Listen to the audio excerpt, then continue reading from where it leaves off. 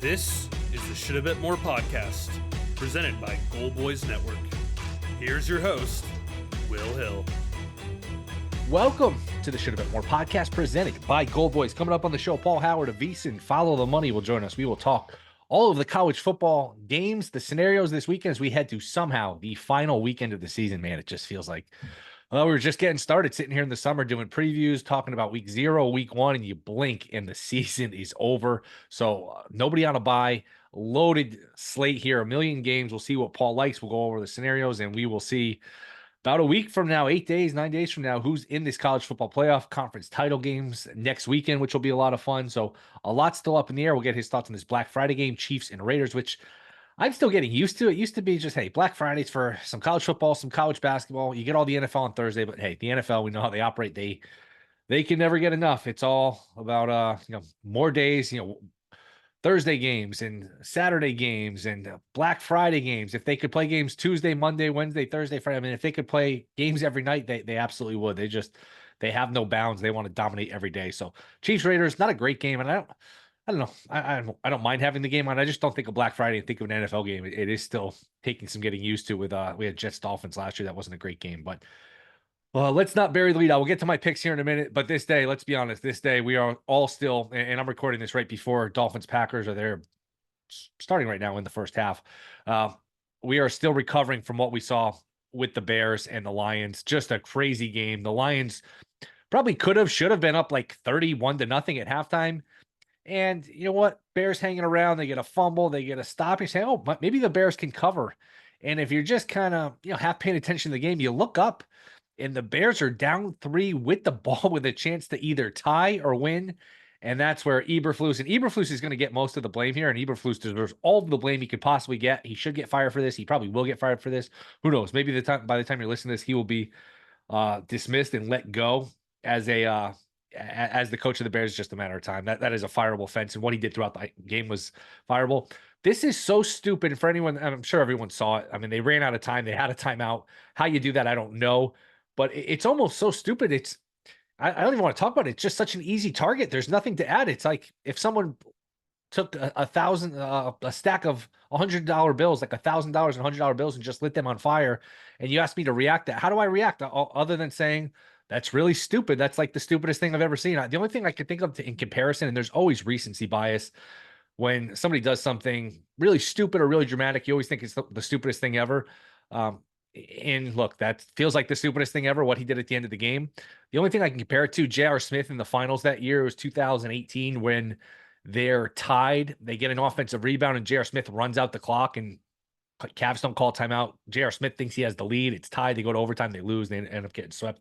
That's really the only thing I can think of in recent memory where you have the same reaction of you're looking at the person next to you saying, did that happen? I mean, I think we all had the same reaction. Did that really just happen? What happened? Is the game really over? The players look stunned, and just terrible job by Eberflus. He had no accountability after the game. But to me, the story, because Eberflus is not going to be a head coach. He's going to be a defensive coordinator. He's basically, as fans, he's going to be pretty much out of our lives as bettors, as fans, going forward. He's never going to be a head coach again. The story is Caleb Williams, because Caleb Williams after the game, and he should have called timeout. He should have known better, and he burned a timeout earlier in that drive, 3rd and 3 from their own 1, might have been second and they were on their own 3, 3rd and 7. He burned a timeout to avoid a delay of game. A delay of game is half the distance to the goal.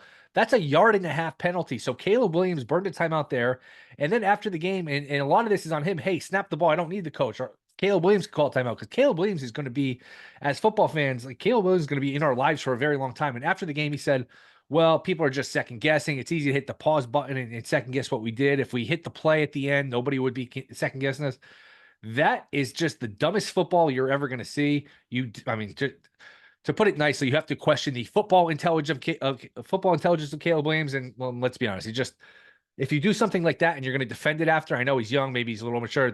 You don't seem like you're the brightest person in the world. If you're doing that in the first place, burning the timeout earlier the way you did, and then doubling down and say, hey, you guys second guessing us. You're just playing the results. You don't really get it. His quotes were so concerning, such a turnoff, just mind boggling end to the game, really. In a game, Detroit was dominating early on. Chicago plays a good second half. Detroit misses a field goal. They fumble earlier on. And Chicago had chances early. I mean, Chicago There was a play that got called back on that final drive where it looks like Chicago was going to get in the end zone. I kind of had a feeling the way they were moving the ball, they were going to get in the end zone. Gets called back, illegal hands to the face on the offensive lineman. There was another ball where Moore was open. Caleb Williams missed the throw. And the drive before, it was a 3rd and 18. And if he hits Moore in stride, Moore's probably going to catch it. And if not score, hit a huge play. It was a little behind him, still catchable by Moore. So, man, the absolute just insane nature of that game, the stupidity of how the Bears handled that. And Eberflus is going to be the target. He deserves to be the target. His challenge early in the game was a joke on that catch fumble that was never going to get overturned. And how about Nance after the challenge? He goes, "Well, you can't blame Eberflus for taking a chance there, Jim. We all like Nance, Jim. He was never winning that.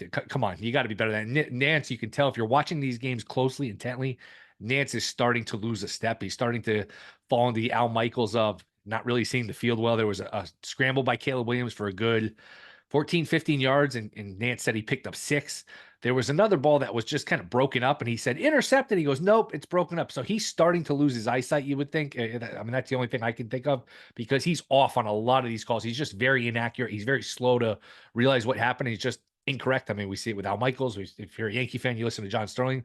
When these broadcasters get older, they just lose their eyesight. They lose their fastball, and no different than an athlete getting a step slower or losing their losing their whatever attributes they had, a running back losing their speed, a pitcher losing his fastball. It's the same sort of thing. So just a crazy game.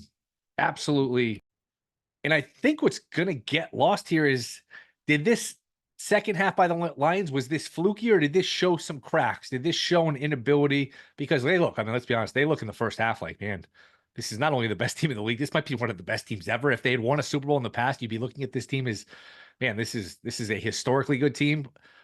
Is the first half more of the takeaway of, man, this is the dominant Lions team we think? Or is the second half, did that show some cracks like, hey, maybe this team is beatable after all? I don't know. They still looked pretty good. I think the game just got weird. They took their foot off the gas. I'm not sure. I'm not sure what to make in the second half, but it is something to keep an eye on. Man, if you're Minnesota, you thought you're going to get a breakdown. You probably have to beat Detroit anyway, and they play each other Week 18 in Detroit. Because if you don't beat Detroit, they're going to have the tiebreak over. So it's almost like, in order to avoid needing to beat Detroit, Minnesota's going to have a 2-game lead over the Lions heading into Week 18. That's not going to happen. So you'd at least like to be even heading into Week 18 if you have any visions of stealing this division, and then you beat the Lions, and then you win the division.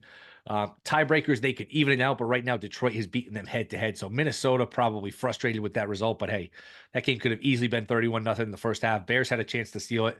And just a wild game, man. Giants, Cowboys, not much to say. Giants can't block. Giants can't tackle. Pass rush for Dallas did a nice job. I know Dallas is mouthing off after the game. Parsons, hey, you haven't heard The Last of Us. We're coming. We're getting guys back. Basically the league needs to watch out for us. Okay, I mean, maybe with Rush they can win some games. Dowdle did a nice job. The pass rush did a nice job. But they play the Bengals. They still have to play at Philly. Could they possibly get to 9-8 and get in? Probably not. Probably not. They play the Bucks. They play the Panthers. They probably dug themselves too big a hole. And if they got in, you know what? Not that they're going anywhere anyway. So you can't completely write them off from, hey, they win. What are they sitting at 6? So they go, they somehow get to 9-8 and they get in. Maybe. I still don't think it's possible. I still don't think it's likely. Is it possible? I guess, but beat the Bengals, and then we can talk. If you beat the Bengals, then maybe we can reevaluate. Dallas, the Giants, you can't say they're tanking. Locke played. He didn't play well, but he got hit a million times. He ran around. He's not a very good quarterback. He's better than DeVito, but the Giants just not a good team. I don't know what it means for Dable going forward. And by the way, you can't punt when you're down 14 with 7 minutes to go. You just can't. I know it was 4th and long. You probably weren't going to get it anyway, but to just give the ball back, there's just too much that has to happen for you to somehow win the game when you're down 14, 7 minutes left. And they ran all the clock. They ran the play clock down to 1, and then they punted, which I thought was crazy. So, pretty good games, the first 2. And again, we'll see what happens here in Miami, Green Bay. Anything significant happens in that, I'll just cover it on the Monday pod, but still reeling from what happened in Detroit and Chicago. Just one of the all-time. I mean, you're going to be talking about that game in 20 years. Every Thanksgiving, when you look at the Thanksgiving classics from previous years, you're going to see the Lawrence Taylor picked interception that's run back against Dallas. You're going to see the Randy Moss 3 catches, all for touchdowns against the Cowboys. This game is going to be on that list. Phil Luckett with the coin toss against Bettis. This game is going to be on this list of short list of Thanksgiving classics just for how bizarre this ending was. As far as the picks, we'll get into them here. I am going back to the well with the Tennessee Titans. I will take the +5.5. Maybe there's a 6 out there. There probably is if you shop around and you have enough books. I just think Washington's on the way down. I don't want to say Tennessee's on the way up, but that was a really impressive win. Not only did they beat the Texans by 5 in Houston, they dominated the stats. They outgained them by over more than 200 yards. Levis has played okay. They've got a good defense. I don't like the way Washington has played at all. Maybe I'm falling victim to recency bias. There's a possibility I am, but I will take the Titans plus the 5.5 for that game. I will also take Carolina +6. I just think Young has played much better, and I just don't know if we're at the point with Tampa where we could be laying 6 points on the road. Carolina's defense is getting a little healthier. Young has played better, so I will take Carolina +6. They have been respectable. Young has been serviceable, then respectable. Young was actually pretty good last week against the Chiefs. So I have no feeling on Chiefs Raiders here. It's a lot of points to lay. They don't have an appetite for covering these big numbers, but they do have an axe to grind against the Raiders. So that would keep me off of the Raiders. O'Connell goes for the Raiders. Chiefs are probably going to win. Are they going to win by 10? Are they going to win by 14? Are they going to win by 17? To me, it's a coin toss. So because of the fact that the Chiefs have an axe to grind here, I am staying off the Raiders. It'd be a lean towards the Raiders because it's too many points, but the fact that the Chiefs might want to stick it to them. I don't like the way the Chiefs are playing, but the fact that the Chiefs might want to stick it to them would keep me off of the Raiders here. College, the games to keep an eye on. Tennessee needs to win to get in. Notre Dame is in with a win. If they lost, that would get interesting.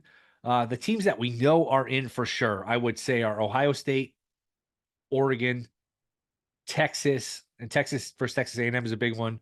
But I think Texas is in even with a loss. So Texas, Ohio State, Oregon, I think Georgia, Indiana is going to be in, but there's really not that many teams. You're obviously going to get an ACC winner.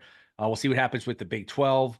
Does Clemson, South Carolina, does that winner get in? Can Bama actually still get in? So, again, there's way, way more questions, and I wouldn't count Bama out by any stretch just because, hey, if it comes down to like a 3-loss Bama versus a 2-loss, let's say SMU, I wouldn't be shocked if they put Bama in. I mean, Bama's good for ratings. Bama's the brand name, and that stuff matters. But we'll see. It'll be fun to dissect and break it all down Monday when we have the final results of what happened, at least going into conference title weekend. There'll be a little more clarity, but a lot up in the air. There will be I would think there will be a lot of controversy come Sunday. Now, maybe this breaks it away where nobody can really complain and the committee has an easy job, but that's usually not the way it goes.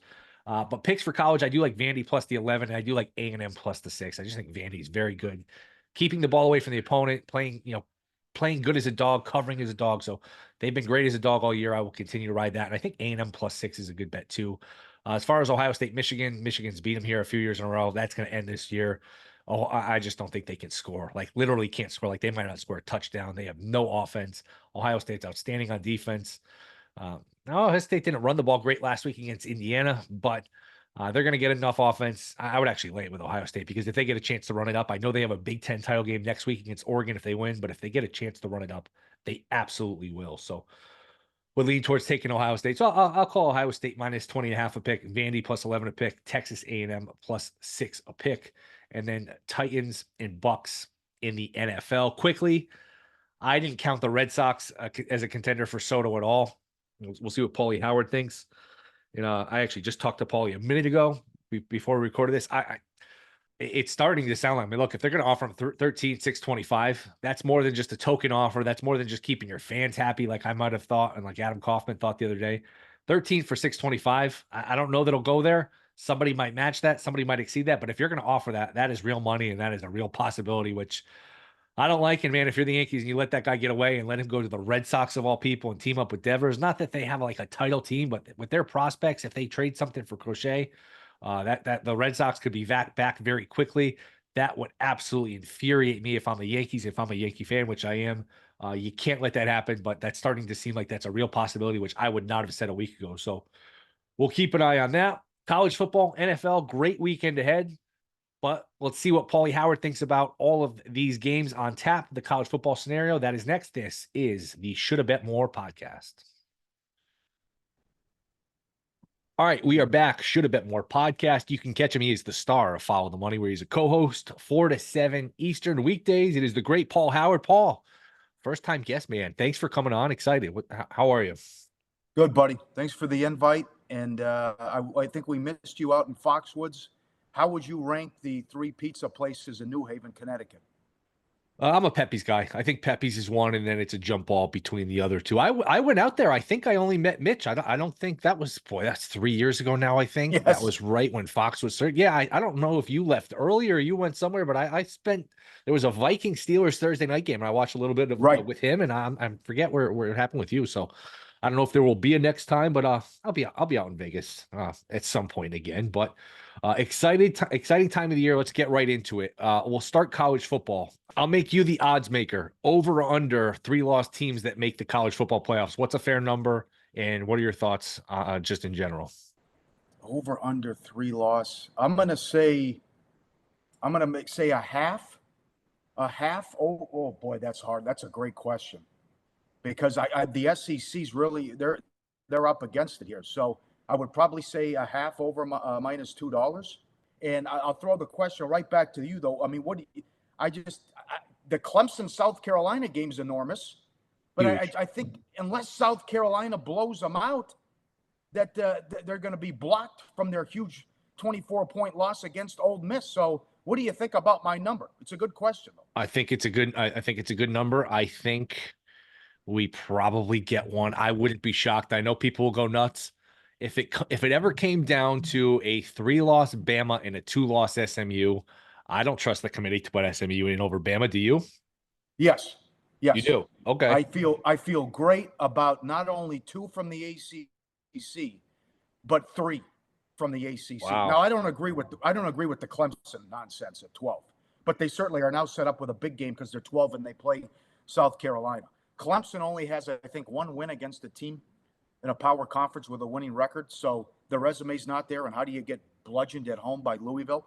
But the Lane Kiffin comments got a lot of traction. Well, I was talking to other coaches. We don't want to play in the SEC title game. It can be a detriment. So the committee chair has said time and time again that you cannot have a system where you're going to penalize a team for making their conference title game. Right. So if SMU Miami is close, they're both in.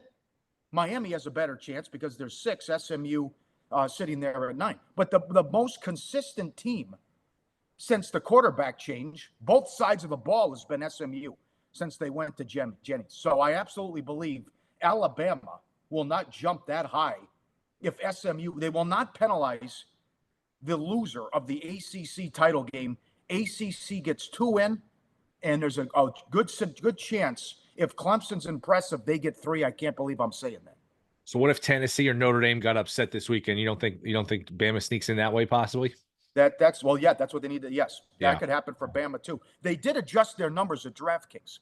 Bama to get in now plus 240. But to your point, we're running out of teams here. So if there's more chaos, Right. and if Notre Dame loses, you bring up the Alabama thing, but they have been so bad away from home. I mean, it's one thing to lose to Oklahoma. You can't get blown out. And the first time they didn't score a touchdown since 2011. I mean, if you really want to get nuts, Notre Dame is 5. If Notre Dame loses a close game at USC, I wouldn't fall over if Notre Dame still is in, because I could see them. I wouldn't agree with it. I could see them saying, yeah, but USC has led in the fourth quarter of every game. And then 7-5, it's still a bad record, but I could see them playing games with that as well. But that is, they won't quit Alabama, though. They won't kill. They only dropped them 6 spots, even though they got humiliated. So, but we're running out of teams. What if South Carolina beats Clemson? Would they jump South Carolina if Notre Dame loses and say, well, we'll ignore head-to-head. You lost a close one in Tuscaloosa. We'll take South Carolina, even though then you would be throwing out the first 6 weeks of the season. It's funny because I'm in the Fox pod I do with Jeff Schwartz and Sammy P and Bear. I on a text thread I said a couple weeks ago, it was actually a week ago, almost to the day. Hey, South Carolina's 70-1. They can't get in, right? And all 3 of them, no chance. They can't get in. They lost all these games. They're down to like plus 250. I still don't think they get in, but and I don't have these in Connecticut. But boy, that would have been a hell of a bet on South Carolina. Man, they got screwed against LSU. The quarterback got hurt. They got bad calls. This team could easily have 2 losses. And boy, that's a top 5, top 3 defense in the country. I would want no part of playing them. I don't know if there's a path for them to get in. Well, let's say they win by 3 touchdowns. I mean, if they go on the road and win by 3 touchdowns, and Alabama struggles with Auburn, that's definitely in play if you get the chaos up front. If someone loses, and I think that's possible. Tennessee loses or Notre Dame gets beat, because they'll just probably say, how you playing right now? And we love what they're doing. And for whatever reason, they think Clemson's good. So, but again, it goes back to we're running out of teams now. If everyone continues to lose, it's kind of like, what was it, LSU and I can't remember, whatever year that was, where they just backed in because everyone in front of them lost, and they went on to win the national title. And that's when that Les Miles said, wait, we haven't lost in regulation, even though they had 2 losses, but both were in overtime. But I do think there isn't much value, though, from a future standpoint, because you might have to win 3-4 games. Sure. And it's just the odds don't sync up and add up. Yep, absolutely. Do you like the 12-team playoff?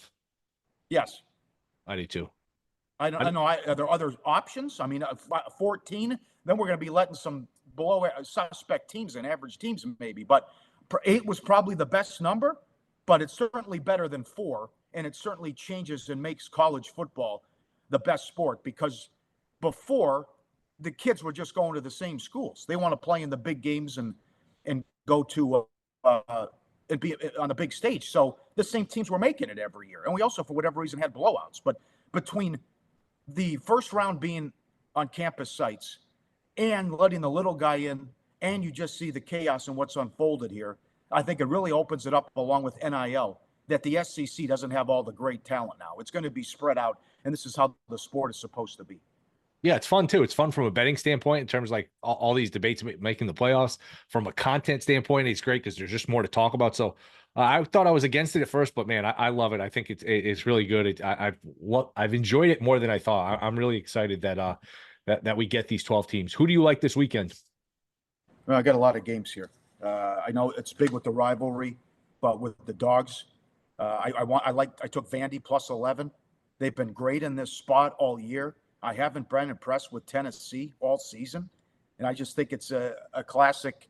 They know what's on the line, win, and they make the playoff, and they could stub their toe. I think Vandy can hang in that game. I love Arizona. They're not a good team, but I hate one of the biggest disappointments in college football.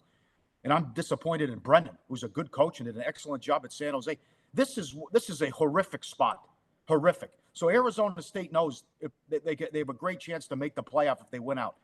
You're talking about, and I think Dillingham's the coach of the year. Cignetti, great story, but this guy was picked 16th out of 16 teams, returning, taking over a program that won 3 games and was sanctions, picked at the bottom. You win the game against BYU, you tear down the goalpost, and now you're playing your rival and you're laying more than a touchdown. Horrible spot. I took 8.5 with Arizona. I also like Syracuse. Can Miami get stops here? You know, I watched McCord out here when they beat UNLV and handed them one of their 2 losses, and it's a good UNLV team. He can turn it over, but I just think Miami, they haven't proven it all year that they can get stops defensively, and it's going to be a high-scoring game, and I don't think Miami's going to win by 2 touchdowns. I also love this angle from Brad Powers. Every game this year, the Notre Dame opponent has failed to cover after playing the Irish. Not only San Antonio plus 7.5, UTSA outright against Army in that game. And New Mexico. What a better way to close out the regular season. We have the get-out game at 11 Eastern. New Mexico lane 2, another great coaching job. Their win total was 1.5 in some spots. New Mexico to try to get to 6-6 lane 2 at Hawaii. Good quarterback, great offense. I think New Mexico covers in the get-out game. That's what I played. How about NFL? Anything for this Black Friday game? Chiefs laying a big number against the Raiders. They've had no appetite, no ability to cover these big numbers. I know they have an axe to grind with that rivalry with the Raiders, with Pierce mouthing off last year. Are you getting involved in this game at all? Yep. So I was surprised with it ticked down. I laid 13 because I just think all your points are valid, but it's just revenge, and the Raiders are a mess. I don't understand the move. Once it was announced it's O'Connell. So I thought it would be Ritter, but so they're bringing O'Connell back with Minshew being out, a big deal. So the fact that Mahomes talked about, let's make it easy on ourselves. I'm sick of these close calls every single week. The defense did have a bad performance against Bryce Young. Too many stupid penalties. I think they open up a can and bury the Raiders. in this game. And the other thing is the Raiders have the most giveaways and the fewest takeaways. Their turnover margin, I believe, is minus 17. It's the worst for a team through 12 weeks in the season since the Browns team that didn't win a game. So between coaching mismatch, they continue to give it away. They don't force turnovers, revenge, all of it. Chiefs bury them on Black Friday. If we don't get a Eagles-Lions NFC title game, who is the team that breaks it up? Oh, boy. Vikings. No, can't get there with the Vikings. That's what I was thinking. Can't do it with Darnold. I want to get there with the Packers, but Love has a Will Levis type play every week with a boneheaded decision. Atlanta can't stop anything. Have to throw them out. Washington, Daniels is hurt. No way. Who would blow that up? I think Sirianni. I think the only thing standing in the way would be Sirianni doing something stupid. Like not passing on a field goal. To me, it has to be Detroit and Philly in the NFC title game. It would have to be a Campbell or Sirianni coaching blunder, like fake punt inside your own 20, a tush push inside your own 20 that goes awry, something with the coaches. To me, they're head and shoulders above the rest of the conference. And I would have to be something where, although Campbell is the perfect guy for that city and that team, I would think it'd have to be a coaching blunder. They're that good. What say you? I would go Minnesota just because I could see a day where Jefferson and Addison go off and Flores has something dialed up where he gets, he can fluster Goff or he can fluster Hurts and just, roll all sevens and have a good game plan. I mean, look, they were up 1 with the ball against the Lions. Lions look unbeatable now, but they could have won that game. They were up 10-0. They were up 1 with the ball. They needed a couple first downs and that game's over. And we're talking about Minnesota as a division winner and Minnesota is a 1 seed. So they haven't played as well the last month. They've played poorly against the Titans and the Jags. They're winning, but they're not as impressive. I agree. It'll probably be Eagles-Lions, but I guess I would go with Minnesota to break it up just because look, the Packers are a couple plays away from being like around a 500 team. That's true. They won on the last play against the Texans, the Jags. Those don't look that good. The Bears, they need to block field goal. Love has been shaky. So I do think we're probably looking at an Eagles-Lions NFC title game, which would be a hell of a game. Yes. I think, I take the over in that one.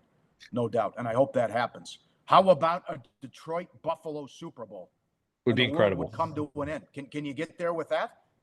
I could. I actually don't. And I don't think I've picked against the Chiefs any of these last 7 playoff games where they won the 2 Super Bowls. Their defense has not been great lately. Are they really going to win 10 straight playoff games, win another Super Bowl, win 3 in a row? Eventually, the ball's going to bounce against them. I don't think their defense is great. Kelsey's older. I feel like this year they get picked off. I know it's dangerous betting against Mahomes, but and I'm not, look, I'm taking the field against the Chiefs. It's not exactly a bold statement, but I'd actually be somewhat surprised if they did win it again. Yeah, and we're gonna have to go in there and beat them, and that's going to be tough because they're going to get the 1 seed. Yes. Have you seen enough in the last 2 weeks where you think Baltimore's defense has turned the corner? As I tweeted Monday night, if I guess it could be different if Johnson catches the ball. If their defense looks like that, I don't think anyone can beat them. The offense is that good. Now you have Henry in cold weather. You can lean on Henry. The offense is all time. So if I just get an average defensive performance by Baltimore, I think they're better than Kansas City. And like Likely said after the opener Thursday to start the season, that was our D- game, and we still should have beat you. So good luck when we play you next time around. How about Baltimore? I mean, they're really good. I mean, Lamar and Henry is just ageless. I still worry a little bit about Lamar in a big game, but I wouldn't be shocked if it's the Ravens. It's interesting to see how the bracket. First, they got to win the division because if they do fall to the 6 and they have to play like Buffalo in the first round, that would be tough. But look, they have the head-to-head with the Chargers, so even if they fell to a wild card, and I actually think they're going to win the division with Pittsburgh's schedule. The division is important. So, but they did beat the Chargers, which would put them ahead, which would give them the Texans in the first round if they don't win the division. But I think the bracket is going to be important here. But I think it'll probably be Chiefs, Ravens, or Bills. Texans, you can't see coming. I don't think the Chargers are there yet. They need another weapon. They're probably not as good on defense. So it's probably one of those 3 teams. I would unleash hell if Baltimore plays Houston in the first round. That Stroud is a mess. He's a mess. Finally people are recognizing it about how bad he's played. But you score 10 seconds into the game, you get a pick 6, you sack Levis 7 times in the first half, you recover a muff punt deep in Tennessee territory, and you still lose the game. That a couple weeks after getting 5 interceptions at home and losing to Detroit. I don't understand why this team in Stroud, what happened here. They won a playoff game. He was so good. And now I would take any team against them in the first round. Can't really find anyone to steal the division. I keep thinking, man, are they definitely going to win this division? They're probably going to win it by default. But if you look at the schedule, okay, they got the easy one this week against the Jags. But after that, it does get tougher. They play the Dolphins, at the Chiefs, the Ravens, and then they finish with Tennessee. Yeah. So, again, I don't know that I can find a team to steal it from them. I know. I was looking at that too. But it's the Colts, can they beat the Patriots? First things first. Right. So with what they did already sweeping Indy, that's a huge price, and I wouldn't take 50-1 on the Colts to come back just because of their schedule, and the Colts also have Denver coming up on the road. So getting the tiebreaker and sweeping them is going to be the difference. Last one, where's Soto playing next year? What do you think of this Snell thing first? I think the Dodgers, look, these teams make a lot of money. They're trying to win. You could do what these other owners do and pocket the revenue. They're trying to win, so I can't kill them for it. And I think it makes the sport more fun where you have a villain, a team that, hey, they're just going to spend. So I have no problem with it. I actually think it's good for the sport. And actually, people are going to say, oh, it's piling on. They don't need him. He's injury prone. They have a lot of injury prone pitchers. I think they're just trying to throw volume at it and say, hey, if we get 12 pitchers, we just hope by October 4 or 5 of them are healthy. So I think it's just a numbers game with them. So I don't know. Well, it shows you the difference between the Dodgers and the Yankees. Yes. And ownership. Yep. I mean, they win the World Series, and right away it's how do we improve? How do we get better? And I think the Yankees are going to lose Soto.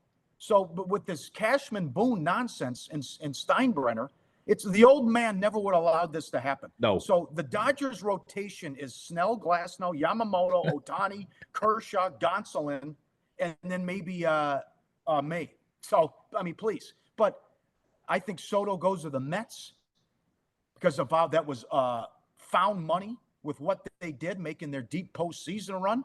And I just think Cohen's a lunatic, and he wants to own New York and has a chance here to say, let's keep this going. I'm going to steal Soto from you. And I think that's what's going to happen. What say you?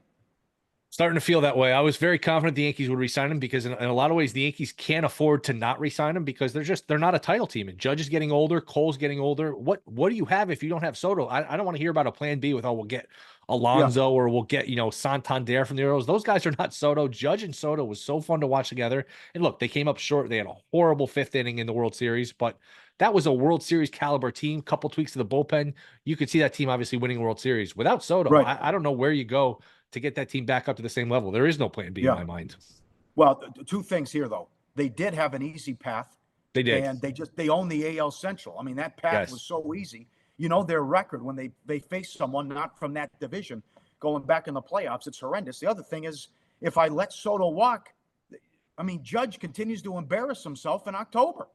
And he's going to continue to wear this, whereas I don't care what you do in June against the Mariners. I mean, you win all these MVPs. I can't count on you to do anything in the World Series and in the playoffs. So that's another thing in the conundrum for the Yankees as well. So, yeah, you made the World Series, and you definitely you had an excellent chance to win it, considering the meltdown and the bad moves by Boone. But what happens if I lose Soto and then I can't count on some of these pitchers as well? You have to reload and get better. And the frustrating thing for the Yankees, Judge hit a homer in Game 5. I think he was starting to get hot. He was starting to have better at bats, and we'll never know what would have happened in Game 6 or Game 7. Ohtani was clearly hurt. He wasn't himself. Judge was getting hot. I don't think Rodon would have won Game 6, but who knows? It's going to haunt the Yankees for a long time, that 5th inning. That's for sure. Yeah. Paulie, appreciate the time, man. Let everyone know where they can find you. Follow the money 4 to 7 Eastern, VSiN, the Sports Betting Network. Always check it out with Mitch. And Pepe's, Modern, Sally's. Don't forget about the number 1, though, John's in New York. John's Pizza, the best I've ever had, but love my pizza out on the East Coast. You have a happy holidays. Thanks for the invite. All right, man. Appreciate coming on. Happy Thanksgiving to you, too. All right, that'll do it. Rate, review, subscribe. Hope everyone had a happy Thanksgiving. We will be back Monday. Talk to you then.